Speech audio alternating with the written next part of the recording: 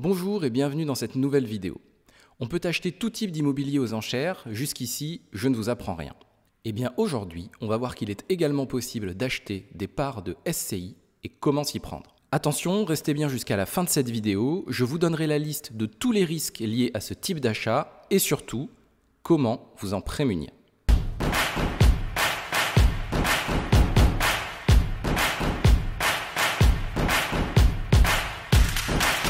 Mais avant d'entrer dans le vif du sujet, je vous rappelle que si l'achat d'immobilier aux enchères vous intéresse, vous pouvez vous inscrire gratuitement à ma newsletter. Je vous mets le lien en description, il est encore temps de vous inscrire pour celle du mois de juillet qui va partir en début de semaine. Je tiens aussi à féliciter David et Babacar, 2 abonnés à la newsletter et aussi 2 personnes que j'accompagne. Ils ont tous les deux remporté leur première enchère la semaine dernière, respectivement avec des décotes de 20 et 40%.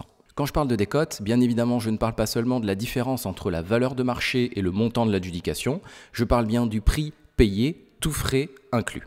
Bravo à vous les gars, vous avez prouvé qu'une fois encore, quand on travaille intelligemment, on peut avoir de résultats et faire de très belles affaires grâce aux enchères. Pour vous qui regardez cette vidéo, je vous rappelle que les mois de juillet et septembre sont une excellente période pour faire de bonnes affaires aux enchères, tout simplement parce qu'il y a toujours moins de monde. Si votre projet immobilier est d'actualité, c'est donc le moment plus que jamais, malgré les vacances, de vous intéresser au dossier de vente qui arrive en septembre, tout simplement parce que, statistiquement, vous avez plus de chances de faire une bonne affaire et de remporter les enchères. Si la marche vous semble encore un peu haute pour vous, n'hésitez pas à me contacter pour en savoir plus sur mon accompagnement individuel. Mais revenons à nos SCI. Oui, vous pouvez acheter toute ou partie des parts de SCI aux enchères. Certains d'entre vous ont d'ailleurs déjà vu peut-être passer des annonces sur Licitor par exemple, on en voit passer de temps en temps. Et pour ceux d'entre vous qui se posent la question, acheter des parts de SCI, mais pourquoi faire?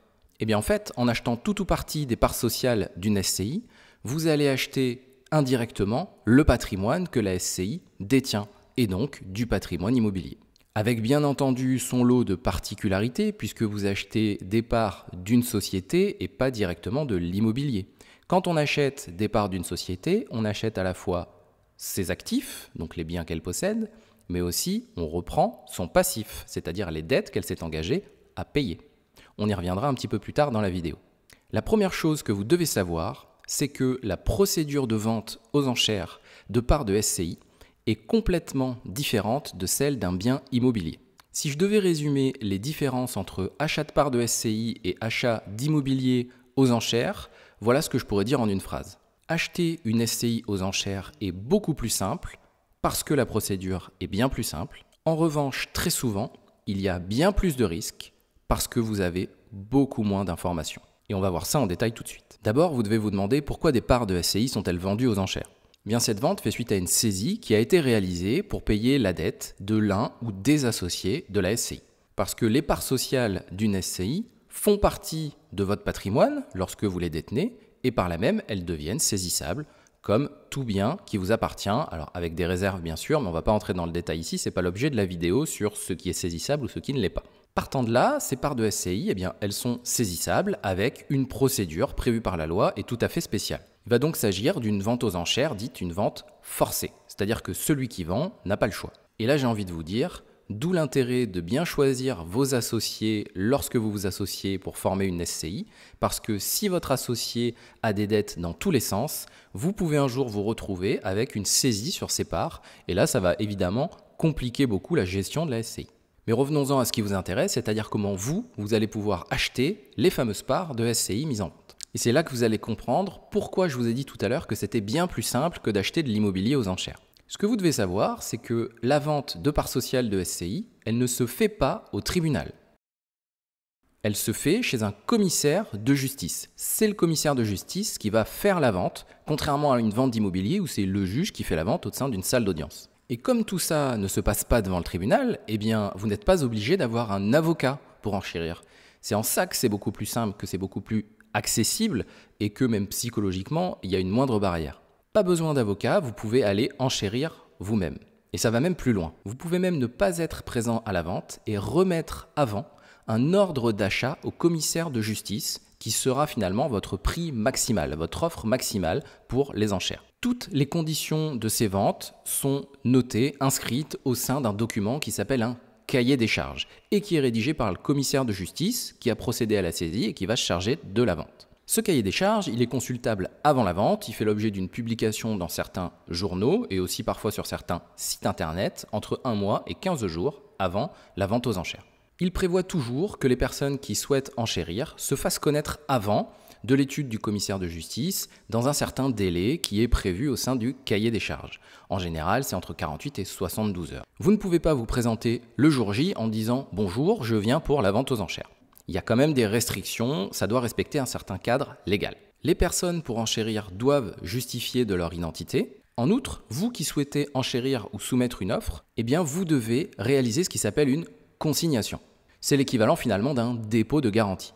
C'est ce qui garantit votre solvabilité auprès du commissaire de justice en vue de la vente. Le montant de cette consignation diffère des ventes immobilières puisque ce n'est pas de 10% avec un minimum de 3 000 €.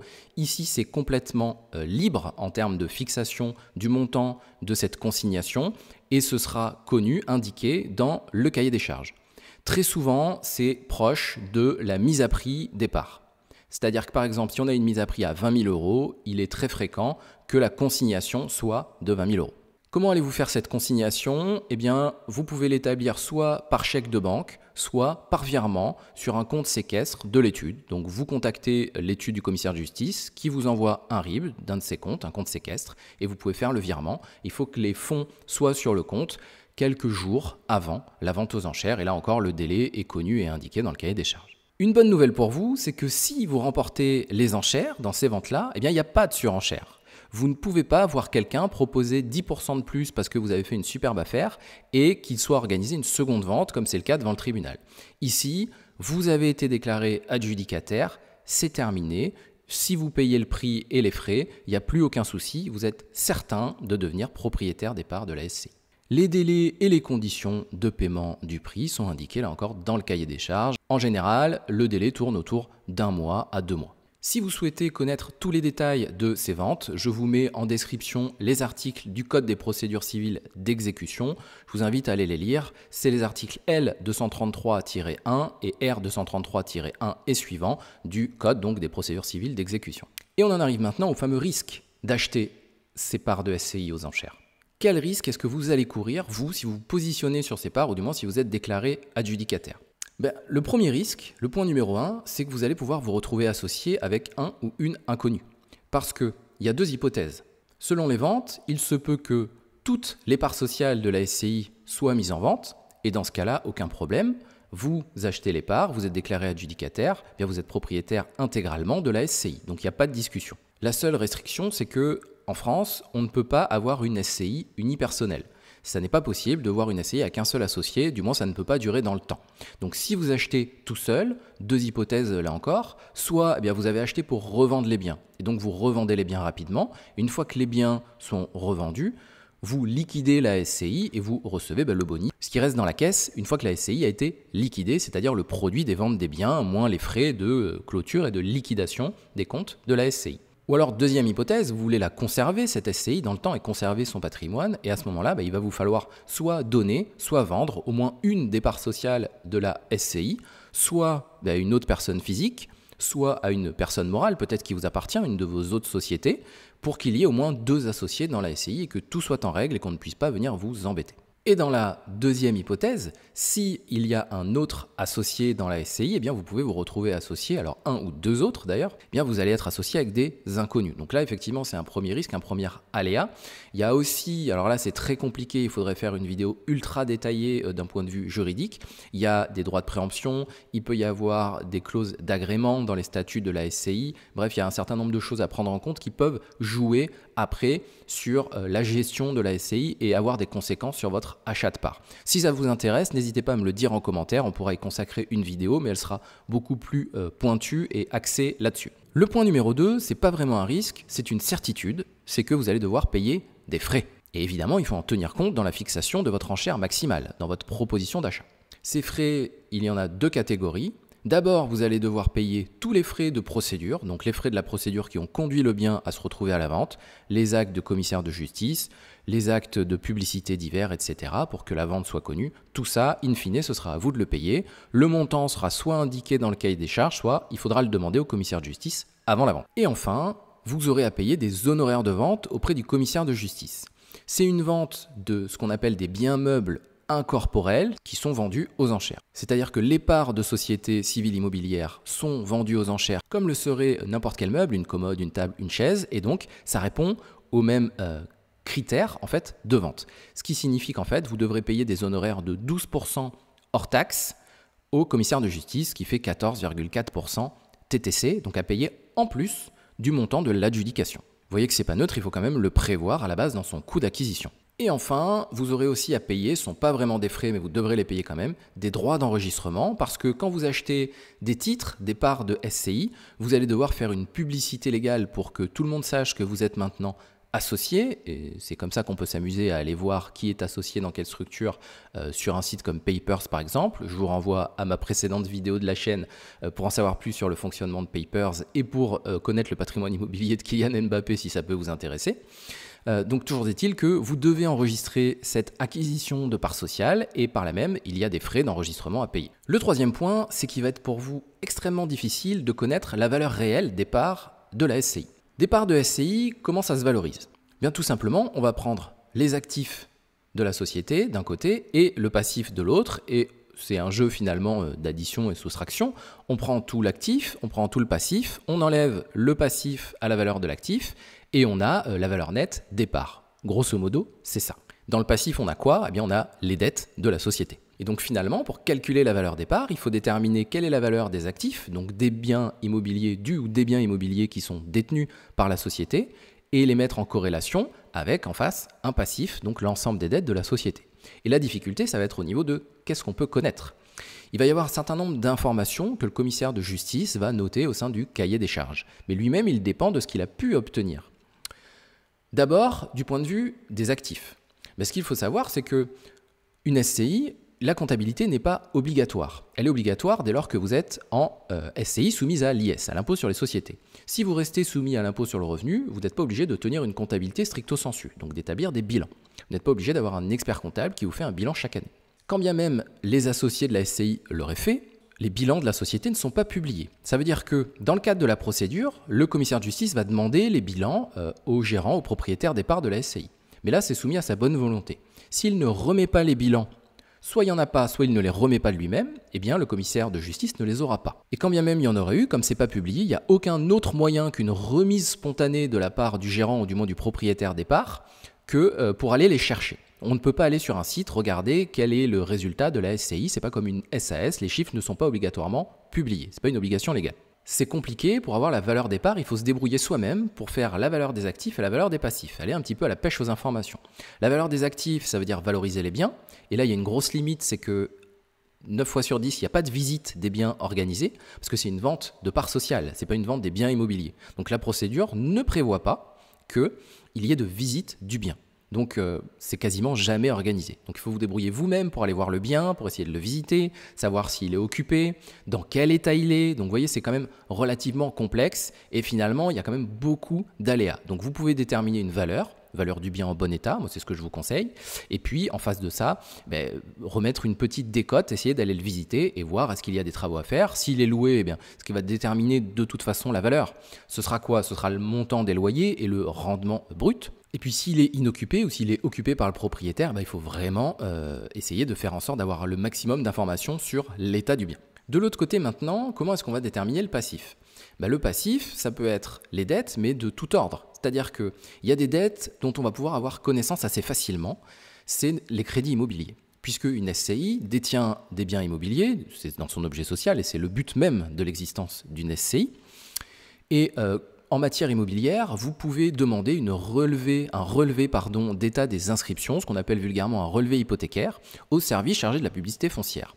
Et c'est ce que va faire le commissaire de justice. Il va demander cet état et vous aurez un état du relevé des inscriptions. Donc vous aurez finalement un état des inscriptions d'hypothèques, privilèges du prêteur de deniers ou autres sur le bien immobilier détenu par la société. Et en face, vous avez le montant des dettes.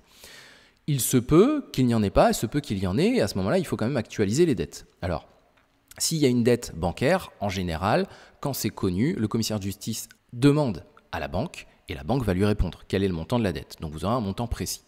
Une autre dette qui est relativement facile à avoir en termes de montant, ce sont les charges de copropriété. Alors avec la nuance qui est que le montant des charges de copro impayées, le syndic va les donner quasi tout le temps au commissaire de justice, mais le montant va être arrêté à la date d'établissement du cahier des charges. Donc il faut souvent rajouter quelques mois, un trimestre d'impayés en plus si il s'est écoulé un délai de 2 mois ou 3 mois entre l'établissement du cahier des charges et la vente. Vous pouvez là encore interroger de vous-même le syndic de copro pour avoir plus d'informations. Maintenant, il y a des dettes pour lesquelles ça va être beaucoup plus compliqué d'avoir des informations. Ces dettes, ce sont les dettes fiscales, ce sont les dettes aussi d'autres fournisseurs, des artisans qui pourraient avoir fait des travaux, n'importe qui serait intervenu, une société par exemple pour entretenir une cour ou autre.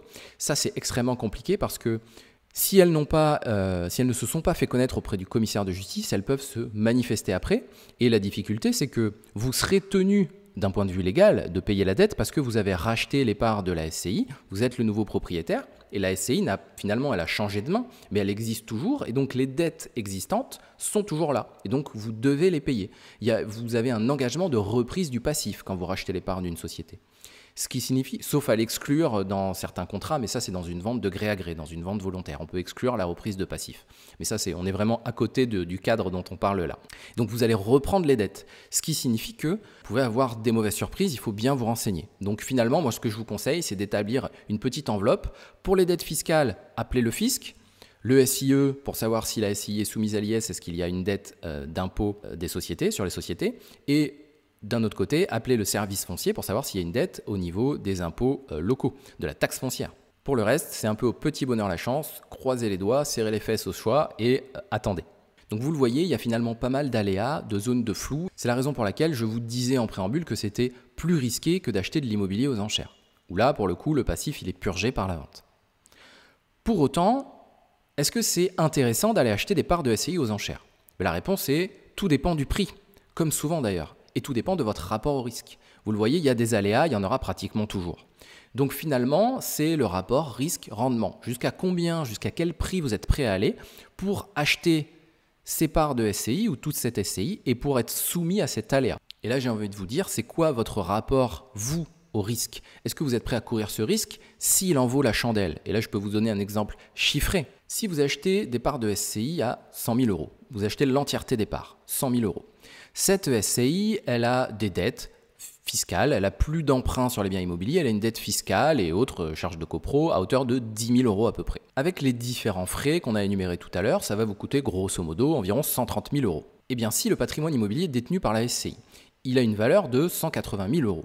Mais vous voyez que vous avez payé 130 000 € d'un côté, vous avez des actifs d'une valeur de 180 000, il y a un delta de 50 000. Alors, en réalité, si vous vendez et que vous devez liquider la société, il vous restera un peu moins de 50 000 €. Mais vous voyez où je veux en venir. La plus-value, elle est là.